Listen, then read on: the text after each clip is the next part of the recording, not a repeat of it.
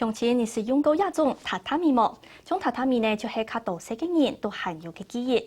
不过生活习惯改变呢，种亚种榻榻米呢，已经当上人来用诶。喺台中市东市区，本来有2间榻榻米店，一下将存到一坎，继续来做亚种传统嘅嘢嚟。一早就讲，也按多年来沿着老头摆嘅东西，又流行倒转嚟嘅，古数日天单就比头摆加嘅一批按多，行到一下用迷信来听数，古数有行卡到嘅天单，基本唔惊。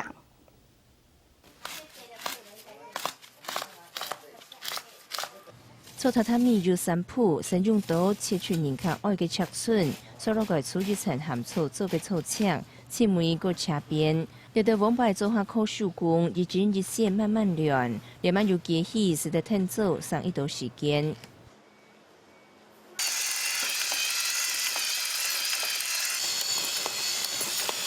用手工要70分钟叫啊，你慢用机器哈，是40分钟叫就好咧。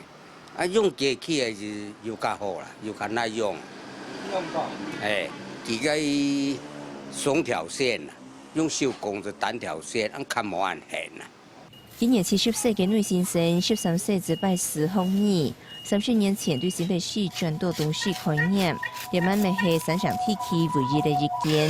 过来2年卖某50吨榻榻米，以及透过名路行销，含有他自家前都市的东西，订单比往摆加出1倍。新生儿想说加一个空间给他这样，他以前是有睡过，他觉得不错这样。因为我是上网查的啦，他就都介绍这里啊，所以我就来这里。你2、3年来又较好啊，又上网哈，也较多人用，较复古咧哈，通宵那个拍电视啦。